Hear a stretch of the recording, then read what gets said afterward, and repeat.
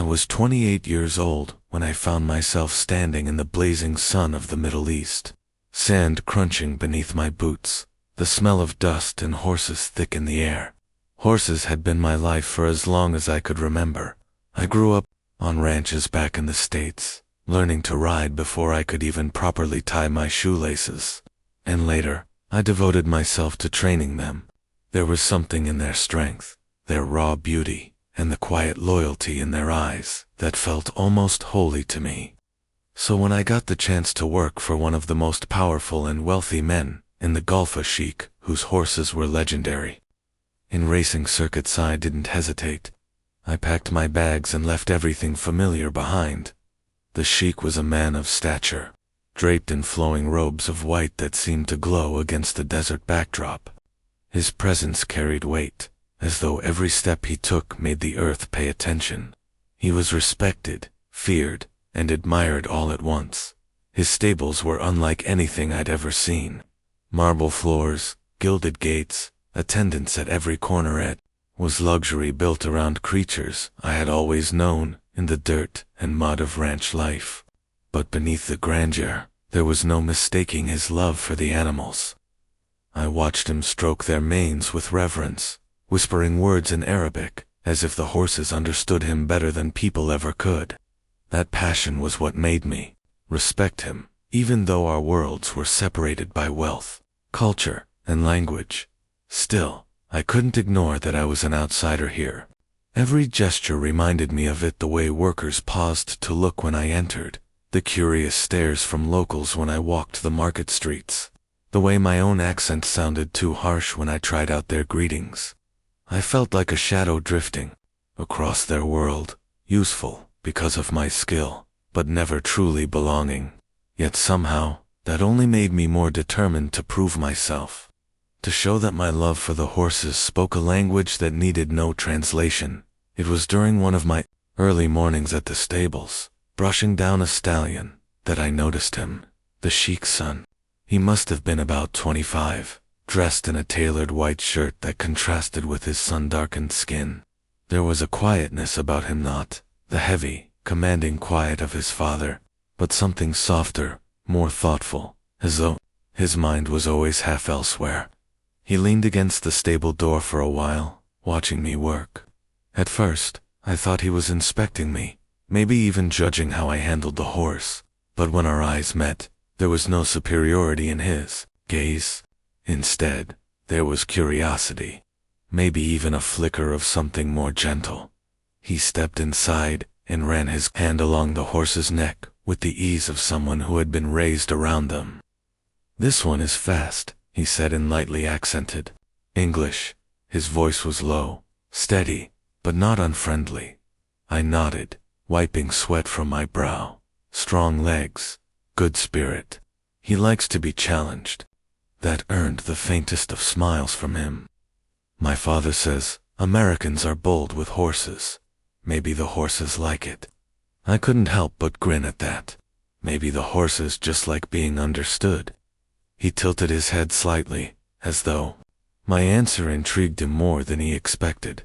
There was no more than that, just a passing exchange, but something lingered in the air between us. Not just the smell of hay and sweat, but a tension I couldn't quite put into words. Over the days that followed, I saw him more often, sometimes from a distance, standing beside his father, other times wandering the grounds alone, his hands brushing against the reins of whichever horse was closest. He spoke little, always polite, never lingering too long in conversation, but his presence was steady. Once, as I tightened a saddle, I felt his eyes on me, and when I looked up, he quickly looked away, a hint of color warming his face. Another time, he asked me about training techniques I used back home, listening more intently than most ever did when I spoke about horses. I began to look forward to those small encounters. Brief as they weren't grand gestures or dramatic moments, just quiet exchanges that somehow carried weight.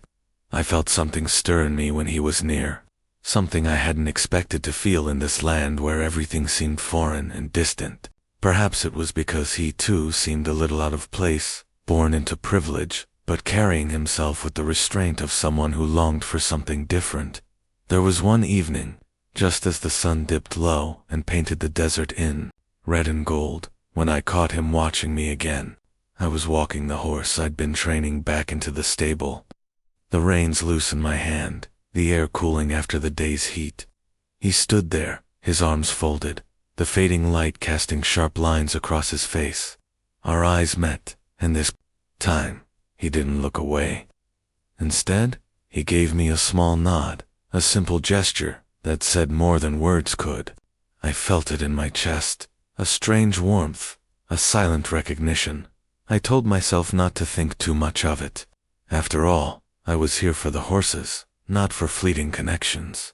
But that night, lying in the unfamiliar comfort of the guest quarters, I caught myself replaying that nod, that steady gaze, and wondering why it had felt so much like an invitation. The horse I was assigned had fire in its blood. From the very first moment I laid a hand on his mane, I knew he was not the kind of animal you could simply command. He was the kind you had to earn. His name was Bark, which I later learned meant lightning in Arabic, and the name couldn't have been more fitting. He was restless, quick, with eyes that burned like molten bronze. At first, he resisted me.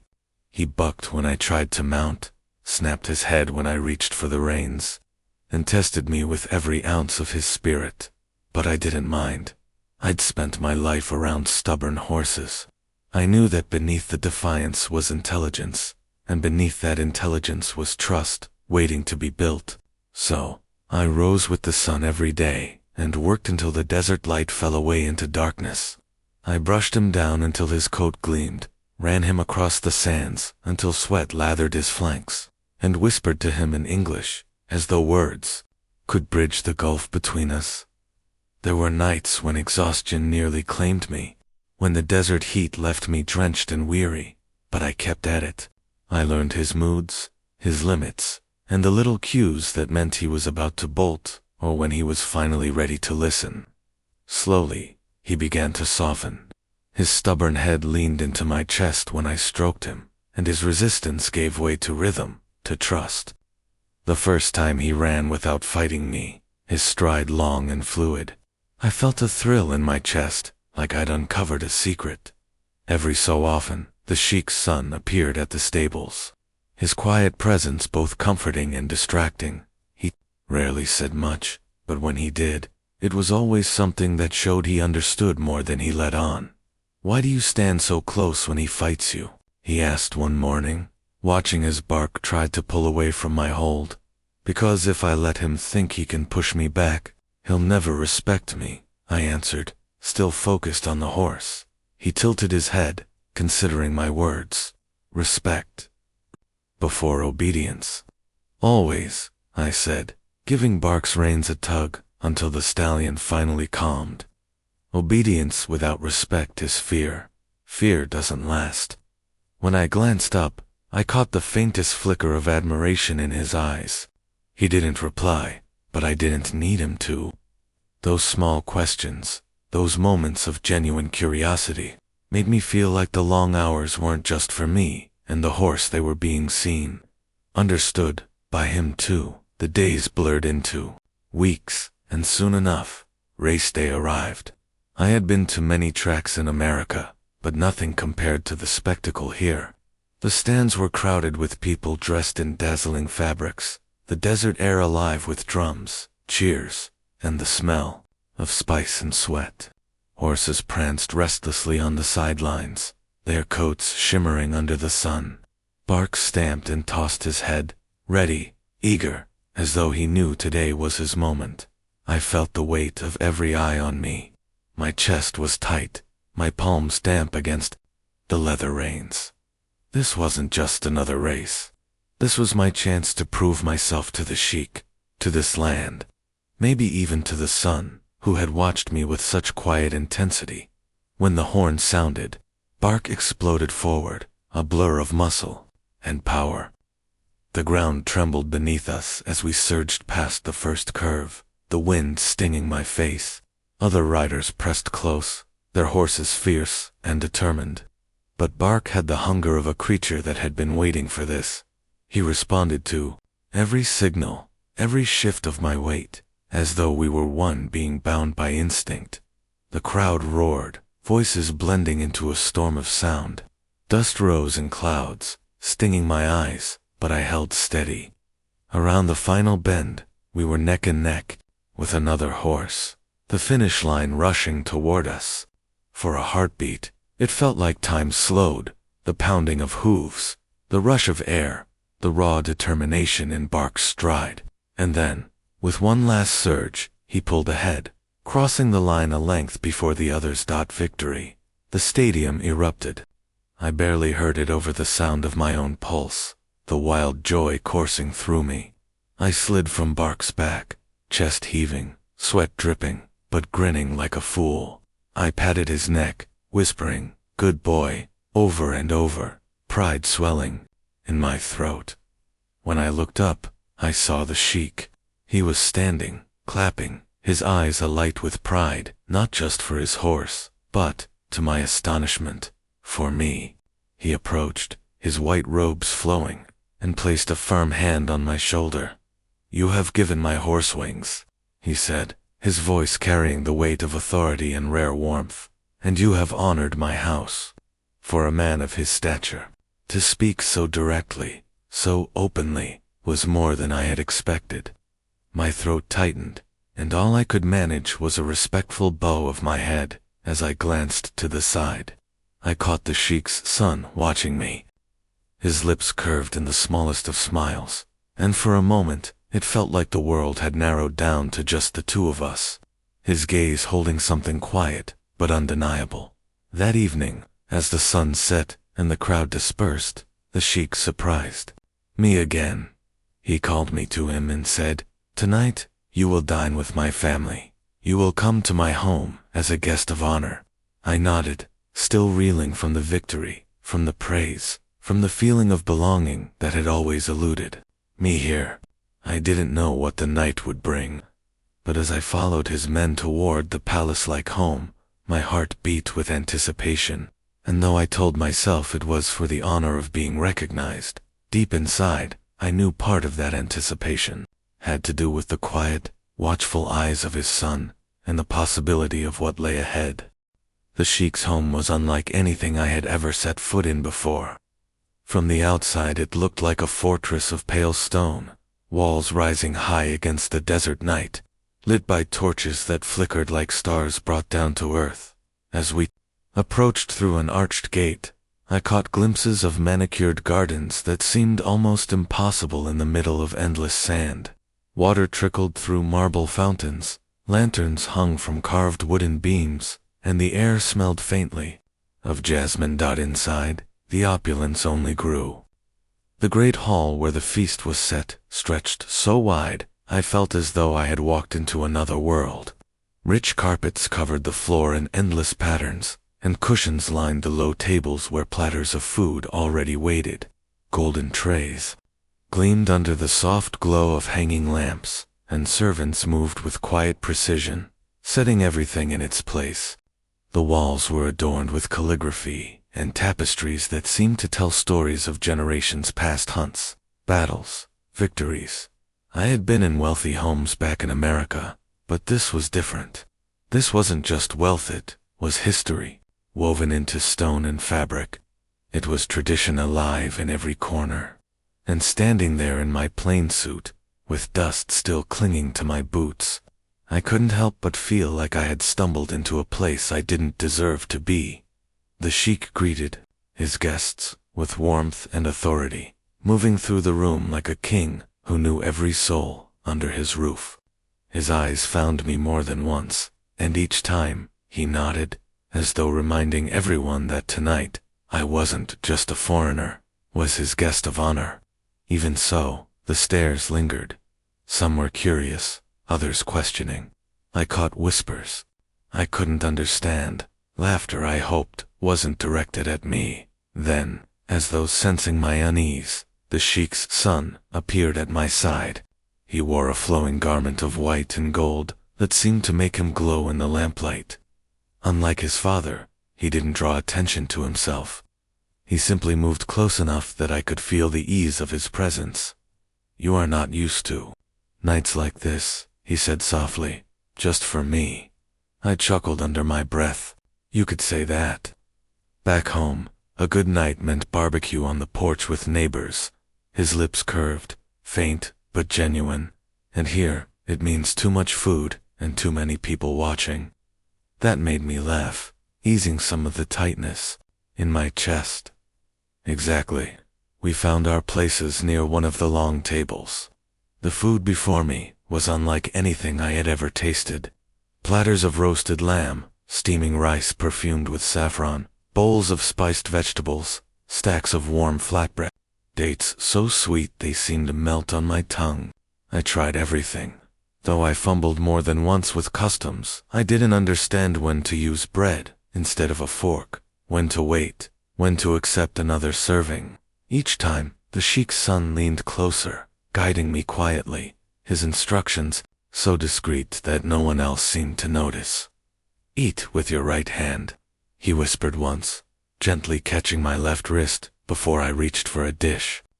His fingers lingered for only a second, but it was enough to send a ripple through me. The music began after the first courses were finished. Drums and strings, voices rising in chants that carried through the hall.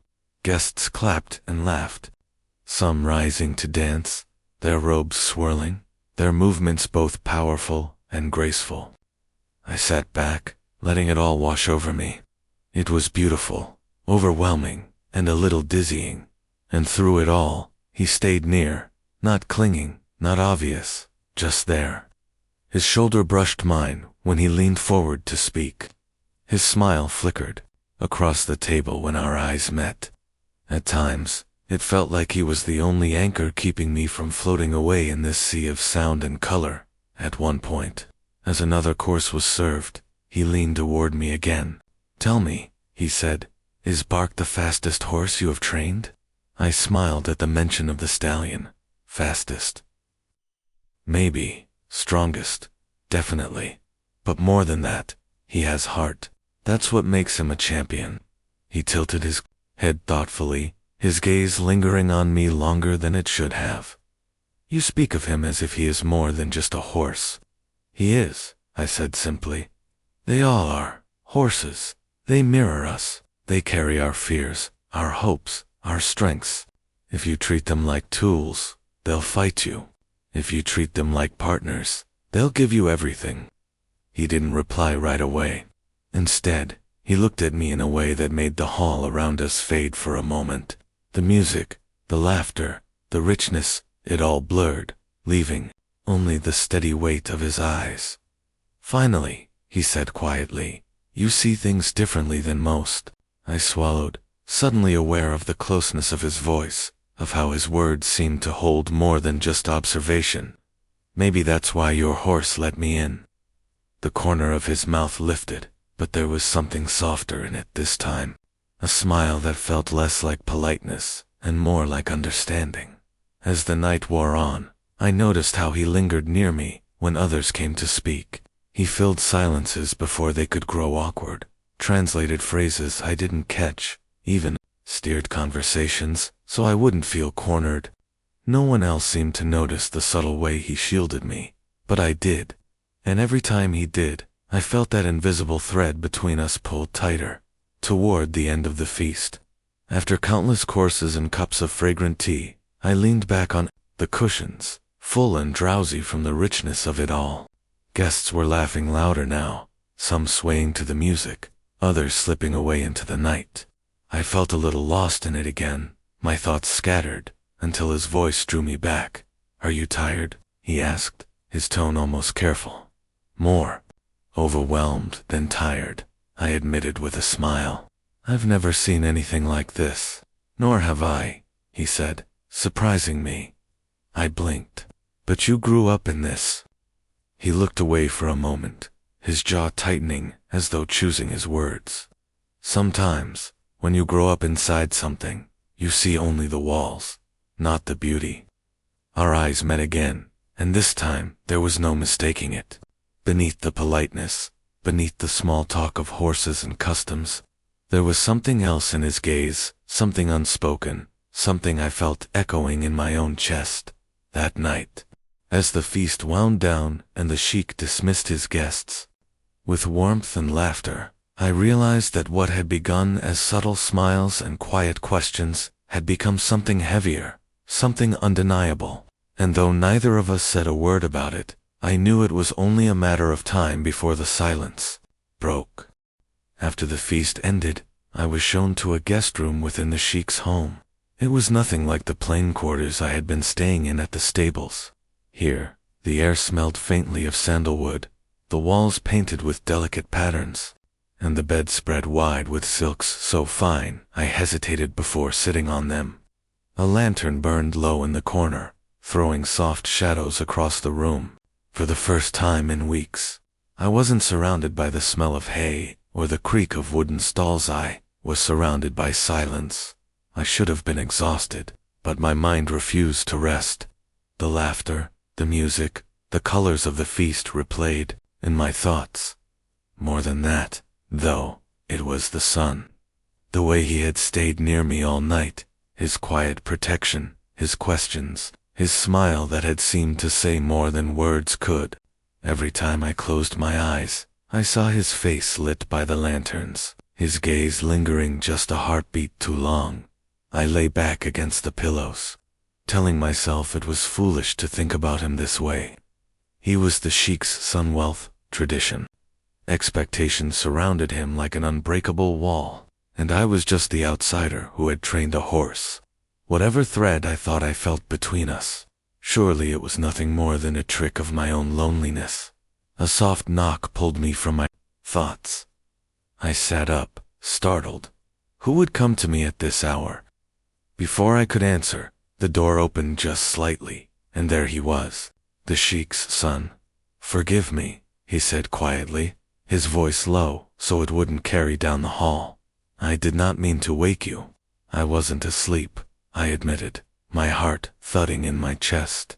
He stepped inside, closing the door gently behind him. For a moment, he just stood there, the light from the lantern brushing against his features, softening the sharpness of his jaw, making his eyes seem darker, deeper. "I wanted to ask you more about the horse," he said. "About Bark." I let out a small laugh, part relief, part nerves. At midnight, his lips curved slightly. It is when the house is quiet. No one interrupts. Something in his tone told me this wasn't really about the horse. Still, I gestured toward the chair beside the bed. "All right. What do you want to know?" He sat, leaning forward, his elbows on his knees. "When you ride him, what do you feel? Not just the speed, the truth." I thought for a moment, then answered, honestly, "Freedom. It feels like all the weight of life falls away. There's only the horse and the wind. Nothing else matters." His eyes flickered with something unspoken. "I envy that," he said quietly. "Why?" "Because I have never felt free," he admitted, his voice almost a whisper. "Not once. Not even for a moment." I frowned. "You've had everything: wealth, respect, power. How could you not feel free?" He shook his head. "Those things are cages made of gold. Do you know what it is to grow up with everyone's eyes on you? Every choice measured, every word judged. To live a life already decided before you are old enough to understand it." He looked down at his hands, the muscles in his jaw tightening. "I am my father's son. That is all I am allowed to be." The weight of his words hit me harder than I expected. I saw the loneliness in him then, the same loneliness that had haunted me since I arrived here. Different in form, but the same in its ache. I leaned forward slightly. "So what do you dream of, if you could choose for yourself?" For a moment, he didn't answer. Then his gaze rose to meet mine, and in that quiet exchange, something shifted. "I dream of a life where I can breathe," he said, "where I can be more than a name, more than a shadow of my father." The honesty in his voice pulled something loose in me.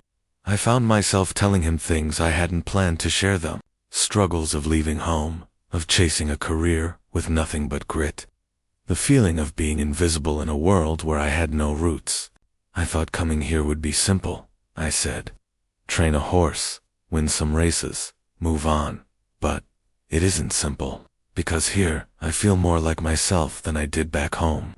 And I don't even know why.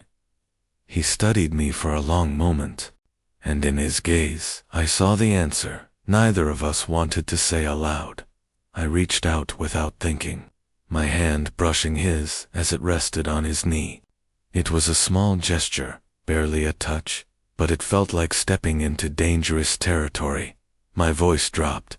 Maybe it's because for the first time, I feel like someone actually sees me. His breath caught, and he didn't pull away. In fact, his fingers shifted, curling slightly toward mine. I see you, he said, the words soft but steady.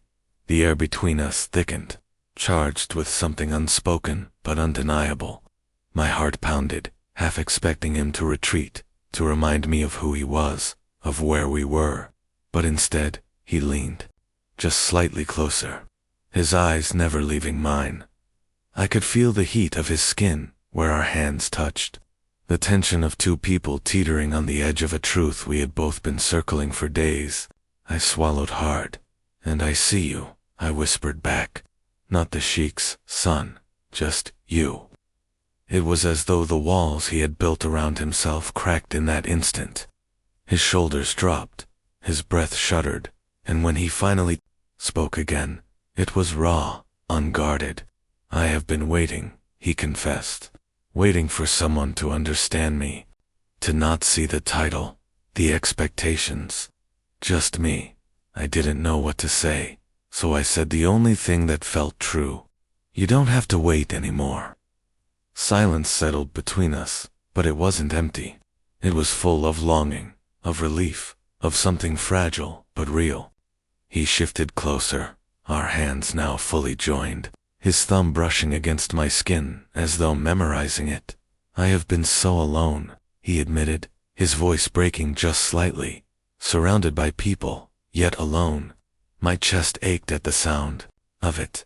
Me too, I said, and I didn't realize how heavy it was until right now, until I wasn't alone anymore. For a long moment, we just sat there, our hands clasped, our breaths unsteady, our eyes locked.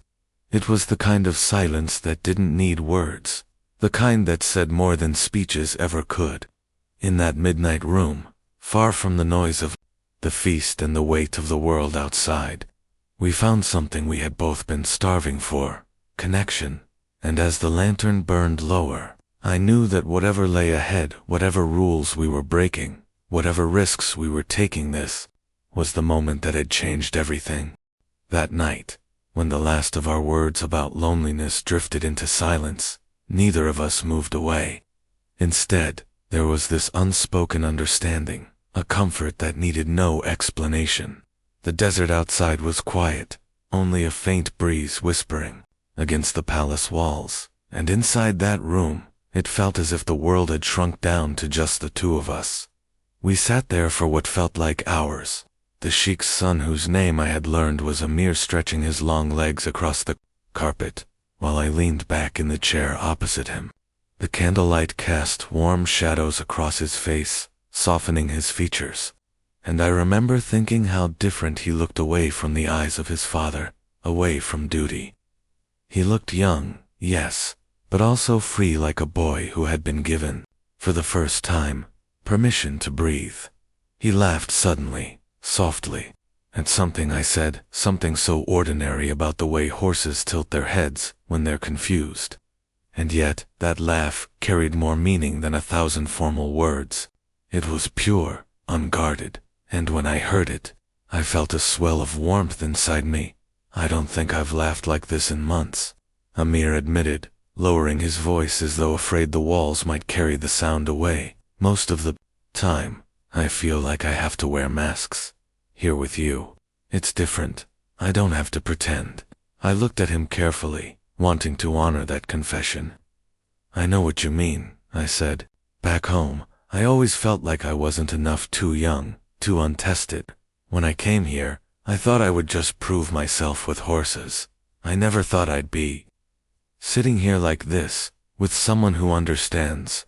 His eyes met mine, and in them, I saw a longing so familiar it was almost painful. You left your home? He asked. I nodded. Yeah, left family, friends, everything I knew. I wanted a career with horses. I wanted to be more than just a stable hand in small-town America. But I didn't realize how lonely it would be, being away from everything. I guess I've been carrying that loneliness for a while. Amir leaned a little closer, his expression softening. Then maybe we were meant to meet. Two lonely souls in a world that expects too much from us. There was a silence then, but it wasn't empty. It was filled with the sound of breathing, of trust, slowly building its nest between us. He shifted from the carpet to sit beside me on the couch. His shoulder brushed mine, and neither of us pulled away. What began as conversation slowly transformed into something more profound. We talked about his childhood, how his father's love for horses had been passed down like a legacy, but also how it sometimes felt like a chain. People see me as the Sheikh's son first, Amir confessed. They don't see me as Amir, the man who dreams, who questions, who sometimes just wants to run away and breathe. I listened, my heart aching at the honesty in his words. With me, you don't have to be anyone else, I whispered. He turned, his eyes bright and wet. In the candlelight, and for the first time, he let himself lean into me, his head resting briefly on my shoulder. That simple gesture was more powerful than anything else that had happened all evening. I felt his weight, his trust, his surrender to a freedom he rarely allowed himself. We stayed like that for a long time, speaking in low tones, laughing at little things, sharing secrets that had been locked away too long. Amir told me about the desert nights he loved most, when the stars spread like fire across the sky. I told him about the quiet pastures of my childhood, the smell of hay in the morning, the creak of the barn door. Our worlds were oceans apart, and yet, in that moment, they fit together as if they had been waiting for each other. At one point, he looked at me with a mischievous smile and said, I bet you never thought, when you came to train a horse, you'd end up here, in a palace, listening to a sheikh's son complain about his life. I laughed. Not in my wildest dreams, but I'm glad I'm here. The truth was, I had never felt so alive, not because of the grandeur of the palace or the success of the race, but because I was sitting beside someone who made me feel seen. It was rare, that kind of connection, and I cherished every second of it. The night deepened, the candles burning low, but neither of us moved to end it. We were caught in a rare freedom, a space carved out of duty and expectation, where we could simply be. Amir sighed at one point, almost to himself. This feels like a dream. Tomorrow, I'll wake up, and the weight will return. But tonight I am just Amir. I placed a hand gently over his. Then let's hold on to tonight. Let's make it ours. And we did. We talked until the sky outside began to hint at dawn. We laughed until tears filled our eyes. We shared fears, hopes, and longings so deep they felt carved into our bones. We were no longer the Sheikh's son and the horse trainer. We were just two men, caught in a moment of rare honesty, giving each other the gift of freedom. When finally sleep tugged at us, we didn't separate. We leaned against each other, exhausted, but fulfilled, wrapped in the quiet joy of knowing that for one unforgettable night, we had found what we had both been missing, someone to truly share ourselves with. And as I drifted off beside him, I realized something I hadn't before. I hadn't just come here to train a horse. I had come here to discover a connection that would change me forever. The call of the desert morning woke me before the first light had fully spread across the horizon. I slipped quietly from the bed, careful not to disturb him, though I knew he wasn't really asleep. There was a serenity in the air that wrapped around us both, as if the night had offered us not just rest, but renewal. I opened the heavy curtains, and a stream of orange light spilled into the room, chasing away the shadows. From the balcony, I could see the desert stretching endlessly, painted gold by the rising sun. A group of horses ran freely in the distance, their silhouettes moving like flowing waves across the dunes. For a moment, I couldn't breathe. It felt too perfect, as if the desert itself had chosen to honor what we had found together. Behind me, his voice came softly, warm and still tinged with sleep. "You're awake early." I turned to see him sitting up, hair slightly tied, his smile tender. He looked different from the reserved young man I had first met, lighter, freer, like the desert wind had swept away some invisible weight. "I didn't want to miss this," I said, gesturing to the view. "It feels like the morning is celebrating with us." He joined me at the balcony, standing so close, our arms brushed. The silence between us wasn't awkward now. It was full, alive, carrying everything we had shared through the night. "You've changed me," he whispered. "I don't know how else to explain it. For so long, I've felt trapped between duty and expectation. But last night, for the first time, I felt like myself, like I was allowed to be who I am." I met his gaze, and my heart ached with a bittersweet joy. "You gave me that too." I left home to chase something I wasn't even sure of. I thought my journey was about horses, about proving myself. But then you reminded me there's more to life than winning races. There's connection. There's belonging. He reached for my hand, squeezing it with quiet certainty. "And maybe there's us." The words hung in the air like a fragile promise, but one that felt stronger than stone. Later, as the palace began to stir with life, we made our way toward the stables, where the Sheikh already stood, his robe catching the morning light. He watched the horses with pride, but when he saw his son walking beside me, his expression softened in a way I hadn't seen before. The young man greeted his father warmly, his tone lighter, his smile unguarded. It was as if he no longer needed to hide that brightness within him. The Sheikh's eyes flickered toward me, studying, weighing, but not with suspicion. Instead, he offered the faintest smile, a subtle acknowledgement that spoke louder than words. In that single moment, I understood. He knew, and more importantly, he approved. Not openly, not in declarations, but in the quiet way fathers sometimes give blessings without speaking them aloud. The horses neighed in the background, running with wild abandon across the sand. I watched them, realizing how perfectly they mirrored what we had found: freedom, joy, companionship. No chains, no boundaries, just the raw beauty of movement and trust. The Sheikh placed a hand on his son's shoulder, then looked at me. "You've brought good fortune to my stables," he said simply, but in his tone, I heard the unspoken words, and to my son's heart, as the morning unfolded, I felt the strange yet comforting weight of realization settle over me. My journey had begun with the ambition to train a champion horse, to prove myself, in a world far from home. Yet, standing there, the desert wind brushing against my skin, I knew the real victory wasn't the races won. It was the soul I had found, the unexpected bond that had blossomed in a place I never imagined. When I first arrived, I had been the outsider, the American trainer with strange ways, uncertain of my place in this grand, foreign world. But now, I felt something shift inside me. I was no longer looking in from the outside. I was part of it, not because of titles or tradition, but because of love. That night had not been a fleeting escape. It was a doorway to something real, something lasting. As we walked back together, his fingers brushed mine again, a silent gesture that felt like a vow. I smiled, and he smiled back, as if the future was already unfolding in the space between us. I had come to this desert for the horses, for the races, for a career that felt so fragile back in America. But what I found was something far greater. I found him, and in that discovery, all the cultural divides, all the personal boundaries, melted away.